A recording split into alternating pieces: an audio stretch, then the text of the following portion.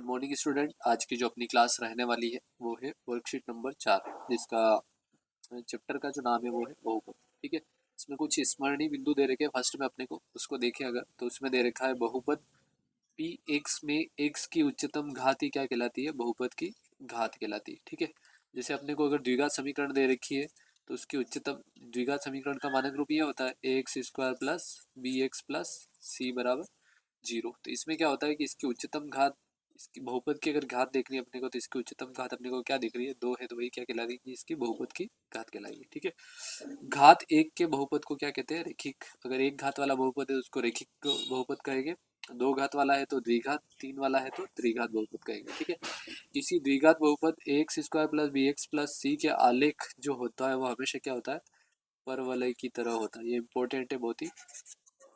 ठीक है, कभी अवसद में पूछ सकते हैं इसको। सवाल नंबर 1 है, बहुपद पी एक्स का शून्यक क्या होगा।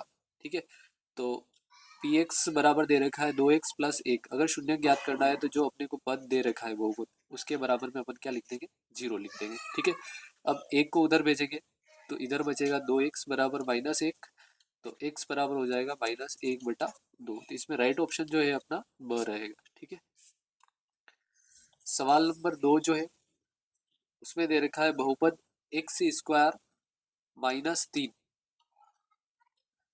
के शून्य क्या होंगे। ठीक है, तो सिंपल सा है, उसके बराबर में क्या रखना है अपने को, हमेशा 0 रखना है। ठीक है, 0 रखेंगे, 3 को इधर भेजेंगे तो ये हो जाएगा एक्स स्क्वायर बराबर हो जाएगा 3। ठीक है, जैसे ही स्क्वायर हटाया, ठीक है, तो इसका वर्गमूल हो जाएगा √3। ठीक है, और वर्गमूल हमेशा अगर स्क्वायर जब भी हटाते हैं तो उसको एक बार प्लस में लिखा जाता है, एक बार माइनस में लिखा जाता है। तो अपना राइट ऑप्शन रहेगा इसमें ब। ठीक है, सवाल नंबर 3 जो है इसमें दे रखा है, यदि बहुपद पी एक्स बराबर एक्स स्क्वायर -2x प्लस 15 के शून्य ए व बी हो तो a इंटू बी का मान ज्ञात करना है। ठीक है, तो सबसे पहले अपने को क्या करना पड़ेगा, इसमें शून्य ज्ञात करने पड़ेंगे। तो एक्स स्क्वायर -2x प्लस 15 बराबर क्या रख देंगे, 0। ठीक है, अब इसमें कॉन्सेप्ट थोड़ा सा ये है कि प्लस माइनस करने पर अपने को b लाना है, यानी कि b का मतलब होता है ये -2 बीच वाला पद। ठीक है, और गुणा करने पर c लाना है, यानी a इंटू सी करने पर क्या आ रहा है, a इंटू सी करने पर आ रहा है 15। यानी कि जोड़ने या घटाने पर तो -2 लाना है और गुणा करने पर प्लस के 15 लाने हैं। ठीक है, तो ऐसे दो टुकड़े करने हैं -2 के, तो दो टुकड़े इसके ये बनेंगे,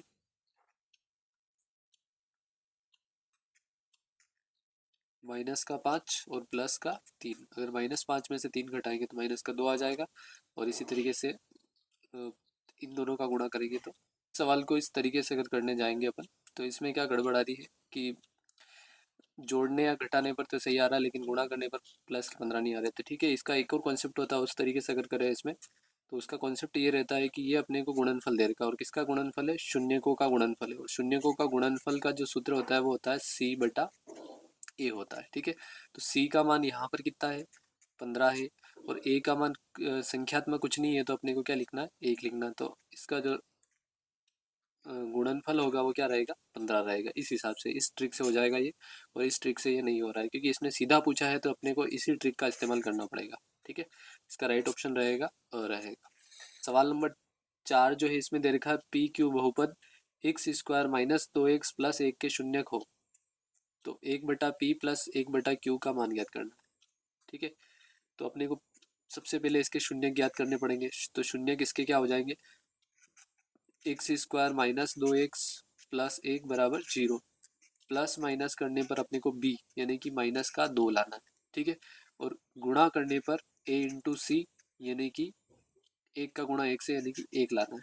ठीक है, तो टुकड़े इसके करने अपने को बीच वाले पद के, तो बीच वाले पद के टुकड़े क्या हो जाएंगे, -1 और -1। अगर दोनों का गुणा करेंगे तो भी क्या आ जाएगा, 1 आ जाएगा। ठीक है, अब इसके आगे इसको अगर आगे सोल्व करें तो एक्स स्क्वायर -1x और माइनस का 1x प्लस क्या हो जाएगा, 1 बराबर 0। इन दोनों में कॉमन क्या दिख रहा है, x, तो x -1 बचेगा। इन दोनों में कॉमन क्या दिख रहा है, -1, तो ये हो जाएगा x -1। तो यहाँ रहेगा x -1 एक बार और x -1 एक बार, यानी कि x बराबर 1 और x बराबर क्या आ रहा है, 1। अगर अपन एक बटा पी की जगह अपन एक रखें, एक बटा क्यू की जगह अपन एक रखें, एक बटा एक का मतलब एक ही होता है, यहाँ पे भी एक ही होता है, एक और एक को जोड़ेंगे तो क्या आ जाएगा, दो आ जाएगा। तो अपना राइट ऑप्शन क्या रहेगा, ब रहेगा। ठीक है। सवाल नंबर 5 जो है इसमें दे रखा है एक एन घात वाले बहुपद के शून्यकों की संख्या क्या होगी। तो हमेशा शून्यक जितने घात का बहुपद है उतने ही अपने क्या शून्य क्या प्राप्त होते हैं, शून्य प्राप्त होते हैं। तो एन ऑप्शन इसमें राइट रहेगा। ठीक है। सवाल नंबर 6 जो है इसमें दे रखा है वह द्विघात बहुपद ज्ञात कीजिए जिसके शून्यक 5 व 8 हो। ठीक है। शून्यक दे रखे अपने को, एक तो 5 है और दूसरा क्या है, 8 है। तो द्विघात बहुपद अपने को ज्ञात करना। तो ऐसा अगर सवाल आता है तो क्या करना है, जो दे रखा है उसका उल्टा चिन्ह लगाना। उल्टा चिन्ह का मतलब अगर प्लस वाले है तो माइनस लगाना है और माइनस वाला है तो प्लस लगाना है। ठीक है। और दोनों का क्या कर देना है, गुणा कर देना है। तो अब वितरण नियम से अगर गुणा करें तो गुणा करने पर क्या होगा, एक का एक्स का गुणा एक्स के साथ होगा तो एक्स स्क्वायर, एक्स का गुणा -8 से होगा तो माइनस का 8x, फिर -5 का गुणा इसके साथ होगा एक्स के साथ तो माइनस का 5x, और फिर -5 का गुणा -8 से होगा तो प्लस का 40 और बराबर क्या रहेगा, 0। ठीक है। अब अगर इसको देखें तो एक्स स्क्वायर रहेगा, -8x और 5x को जोड़ोगे तो क्या हो जाएगा, माइनस का 13x और प्लस का 40 बराबर क्या हो जाएगा, 0। ये अपना क्या हो जाएगा, राइट आंसर रहेगा। ठीक है। एक द्विघात बहुपद का उदाहरण लिखिए। तो उदाहरण में अपन ये लिख सकते हैं एक्स स्क्वायर -13x प्लस 40, अपनी इच्छा है वो कुछ भी लिख सकते हो। ठीक है। सवाल नंबर 8 जो है उसमें दे रखा है एक द्विघात बहुपद a x square plus b x plus c के आलेख की आकृति किस प्रकार की होती है। तो अपन ने फर्स्ट में बिंदु जो पढ़े थे स्मरणीय बिंदु, उसमें दे रखा था कि इसकी जो आकृति होती है वो हमेशा कौन सी होती है, परवलय आकार की होती है। ठीक है। सवाल नंबर 9 जो इसमें दे रखा है एक द्विघात बहुपद ज्ञात कीजिए जिसके शून्यकों का योग गुण और गुणनफल क्रमशः ये दे रखा है। ठीक है। तो शून्यकों का योग दे रखा है, इसका मतलब अल्फा प्लस बीटा दे रखा है और इसका सूत्र होता है हमेशा -b/a, और वही कितना दे रखा अपने को, 7। इसी तरीके से गुणनफल जो होता है उसका सूत्र होता है अल्फा इंटू बीटा बराबर होता है c/a, वो कितना दे रखा है, 5 दे रखा है। ठीक है। अगर अपन b का मान निकाले यहाँ से तो b बराबर हो जाएगा 7a। इसी तरीके से c का मान निकाले तो c बराबर हो जाएगा 5a। अगर अपन a को 1 माने, ठीक है, तो इसका समीकरण क्या बनेगा, मानक रूप अपना ये रहता है x square plus b x plus c बराबर 0। ये अपना क्या है, मानक रूप होता है द्विघात समीकरण का। ठीक है। तो मानक रूप में अगर इसके मान रखे अपन सबके, तो मानक रूप में अगर मान रखे तो ए की जगह 1 रख रहे हैं अपन। ठीक है। तो बी की जगह अपना क्या रहेगा, 7a है तो क्या हो जाएगा 7 और x हो जाएगा। ठीक है। इसी तरीके से c की जगह क्या रखना पड़ेगा अपने को, 5 बराबर क्या हो जाएगा 0। ये अपने क्या हो जाएगा, आंसर हो जाएगा, द्विघात समीकरण हो जाएगा। ठीक है। सवाल नंबर 10 जो है लास्ट है इसका, एक द्विघात बहुपद ज्ञात कीजिए जिसके शून्यक जो है ये दोनों दे रखे। एक तो दे रखा 1/4 और दूसरा दे रखा -1/4। तो मैंने कहा था कि अगर प्लस की संख्या दे रखी हो तो उसकी जगह अपने को क्या लिखना है, माइनस, और अगर माइनस की संख्या दे रखी है तो उसकी जगह क्या लिखना है, प्लस, और दोनों को क्या कर देना, गुणा कर देना है। ठीक है। अगर गुणा करें इसमें तो गुणा क्या होगा इसका, x का गुणा x से करेंगे तो x की घात 2। ठीक है।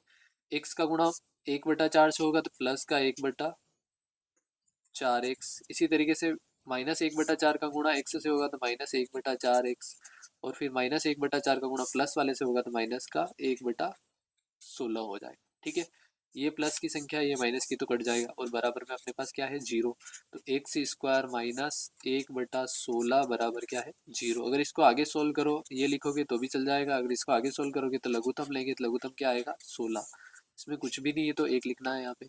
1 का भाग 16 में 16 बार 16 का गुणा x से करेंगे तो 16 एक्स स्क्वायर हो जाएगा। माइनस है तो -16 का भाग 16 में एक बार उस 1 का गुणा 1 से करोगे तो 1 बराबर क्या हो जाएगा, 0। इसको इधर भेज दो तो ये 0 में 0 बन जाएगा। ये रहेगा 16x स्क्वायर -1 बराबर 0। ये अपना क्या हो जाएगा, आंसर हो जाएगा। ठीक है। तो इस क्लास को अपन यही समाप्त करते हैं। धन्यवाद।